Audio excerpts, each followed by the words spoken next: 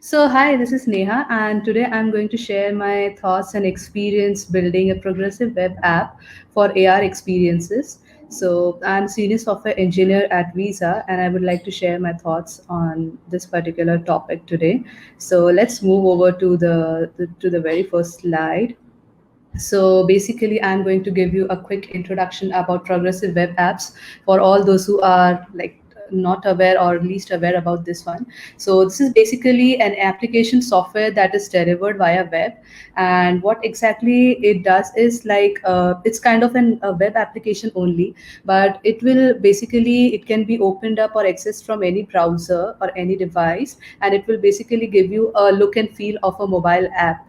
It can work on any standard browsers that are available. And at the same time, you can also add it to a home screen in the form of an icon.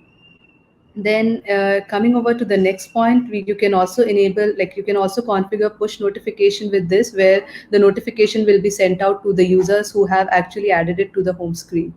Then coming over to the development, so it doesn't involve a lot of complex technologies. So you can also build it with common web technologies like HTML, CSS, and I should say JavaScript that is available. Now, why PWA? So, what's the importance of this? Since we have already a lot of native apps and websites that are rolling around, right? And so, why this is being important? So, first of all, there's no installation required. From the development perspective, we don't need this web apps to be deployed in the Play Store or in the App Store. It can basically be added to the home screen, and you can just access it anytime you want. Also, at the same time, you can have the offline support for this one. Then you can see that there is a decreased web page loading time. So since it supports caching mechanism and offline support, so the web page loading time is also decreased, and definitely it elevates the user experience because they don't have to wait for certain web pages to load. Then coming over to the next one is the increased conversion rates. So it will definitely help to pull in more customer base because it's more like the user experience is enhanced in this case. Then yeah, so this is the same one. Then the development and maintenance is quite easier. So currently, once you have your website ready, right, and you want to switch over to PWS, you just have to follow some of the minimal steps, or there are certain steps that you have to follow, and you can actually deploy a PWA with a very less amount of time and development cycle. Then coming over to the home screen support, so you can basically install, I should not say install, but basically, yeah, you can install the icons on your mobile app, sorry, on your mobile home screen or on your desktop home screen, and you can access it at any point of time. So today I'll be focusing more on how you can convert your existing website to progressive web app. So why I am taken a existing website is because there are a lot of websites already available in the market, and most of the companies have a dedicated website for the customers. But in case they want to also have progressive web apps created for them, then this is a very good way that they can go ahead with. So basically, how we are going to focus today is we'll see how the existing website can be converted to PWA, and then later on we will see how we can enable it with AR capabilities. So coming over here, if I talk about, these are the three major, I should say, factors that are needed in order to convert to progressive web app. First one is the service worker. So what exactly service worker is like? It's kind of a virtual proxy between your browser and the network. So it basically caches all your assets that is present on your website, and you can access those assets when you're offline. So that's where it comes in for the offline support in case of PWA. So this plays a major role, and one of the main thing is like it runs in a separate thread from your main JavaScript code. So that way it doesn't hamper or interrupt your actual DOM that is already created. Okay, then so this is very good from the from offline support point of view, and also it will help you uh, to generate push notifications and any other notifications that you want your app to support.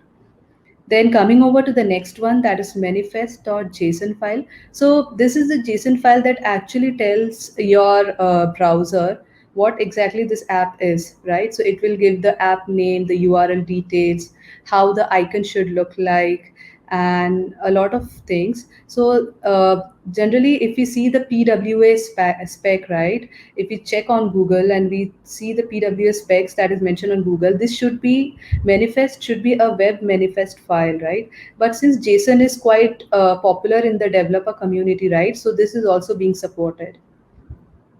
So we will see each of these later in the demo that I'll be sharing. Then HTTPS. So this is also one of the major factors that you have to consider when you are trying to convert it into a PWA. So why this is being important is because in order to support a service worker, right? This is one of the HTTPS is a must. This is a mandatory, and why this is so? Because service worker, it always run on an independent thread, right? It doesn't interrupt your main JavaScript code. So in that case, in case there is any malicious intent that is sent along with the response, right? So there should be some way that it is being stopped, and that's where HTTPS comes into picture. So let's move over to the next thing. So yeah, so this is the basic website that I tried to create it with Google Code Labs. So there is a lot of amazing stuff for PW that is available on Google Code Labs, and I'll definitely share the link at the last.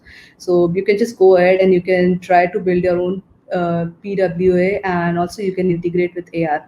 So this is the basic website that I tried to create. It's an e-commerce website, and so you can see like there's all these furniture that is present over here.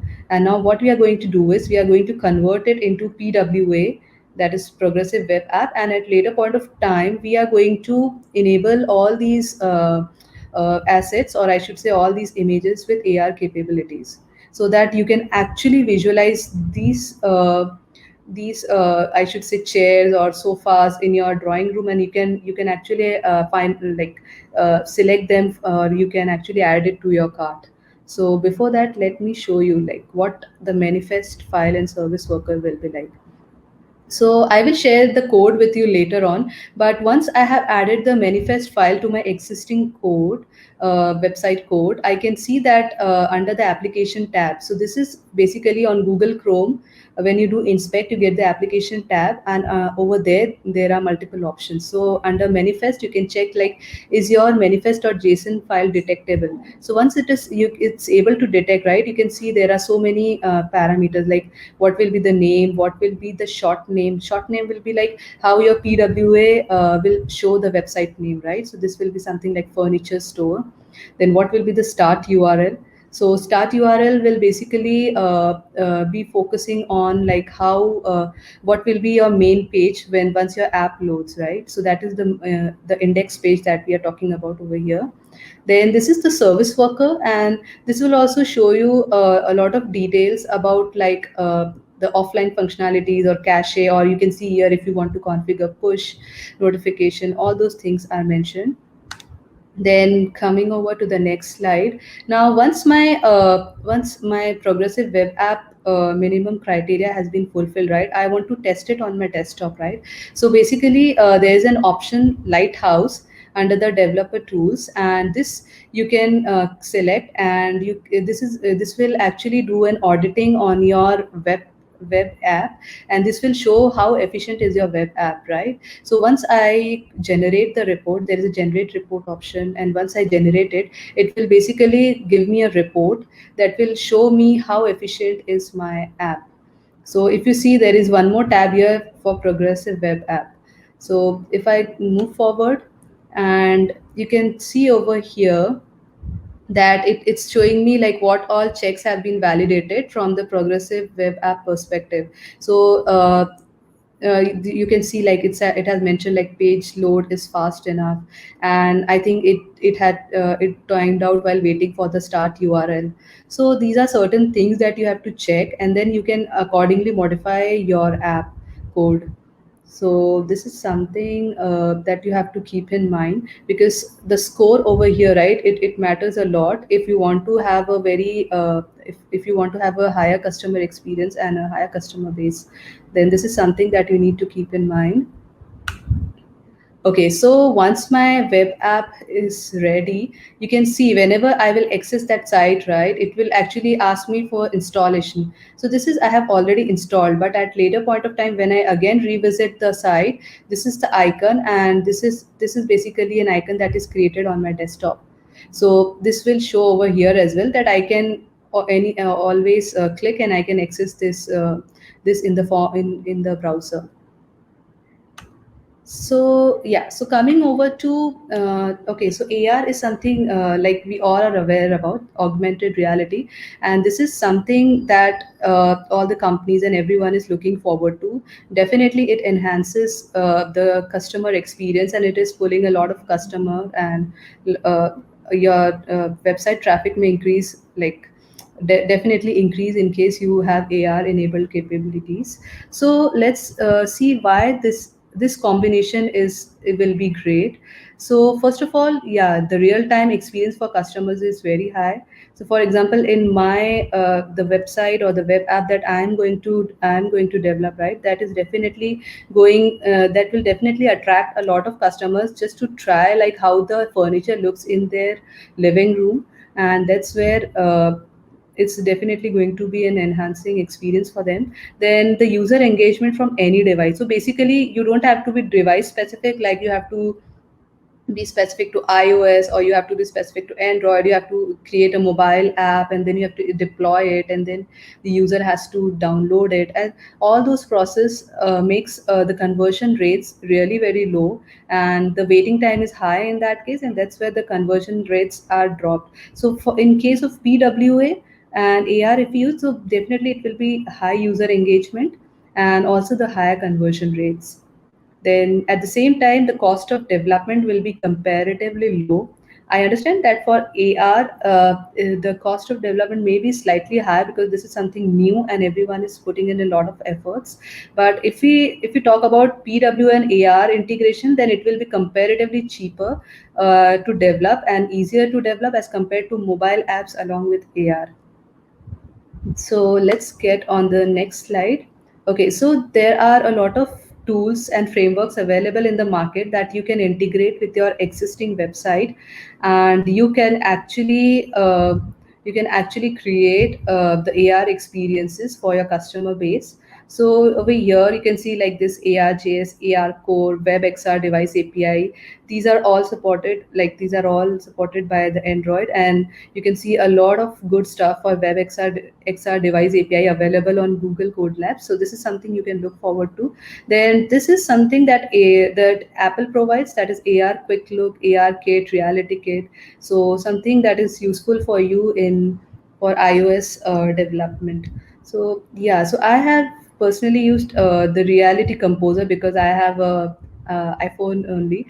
So I have used the Reality Kit and Reality Composer, I should say, and I have created a lot of AR scenes, and it's really good. And apart from that, for this demo, I have used AR Quick Look. So let's go ahead with the demo. Okay, so I am just going to go on the demo. So this is the recorded one that I have actually used. Let me start it.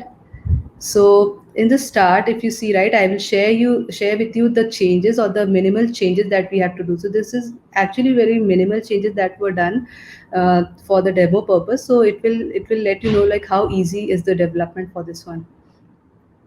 So this is the manifest.json file, and you can see the start URL is being mentioned and the name and short name. Then this is the main.js file, and I have actually used so this involves the service worker code that I have used. So I have covered the whole life cycle of the service worker over here, like registration and installation and like caching. All these things are being covered in this file. So just quickly going over this. So this will be shared later with you as well. So you can go through the details, like what all things are needed. So yeah, this is something that I have already implemented. And then comes over the from where I'm calling service worker JS file. So over here you can see the caching. I have already included the code related to how the caching will work in offline mode. So that is also being handled over here. Now coming over to this one, this is my website.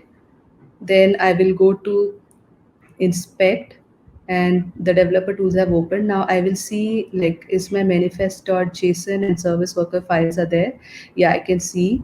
And you can see over here like what all icons will be shown on the mobile home screen or your desktop home screen. Then this is the service worker. And then I'll go on Lighthouse and I'll try to generate the report. So this will basically show me like how my app would be, like how efficient it is. So you can see that the report takes just it's a quick one. And yeah, so it will show some of the issues that might be there. Okay, so here you can see that there is a progressive web app option, and I can actually see like what all checks have been passed for my web app. And there are other things also that you can consider looking into.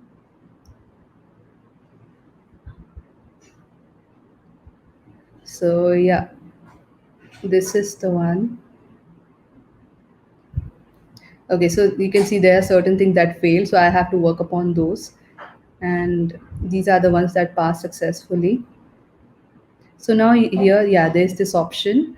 This is an icon that will show on my screen or on my laptop. So see, you can see over here how it would look. This is still in the uh, initial stage. So yeah, here you can see what is the look and feel. Sorry.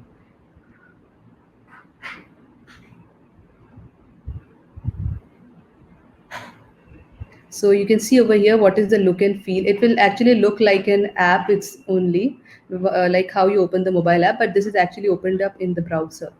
So the same will appear in the mobile as well. Now this is the AR code, the simple AR code that you can actually include. You can include the USDZ file that is useful to create the animated effects, and that will actually enable your AR capabilities on the website. So moving on to the next one, I will show you from my mobile, the screen recording that I have done from my mobile.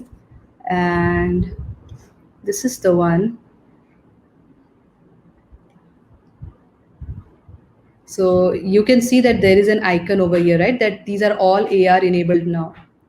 This is AR enabled. Okay, so once I click on this,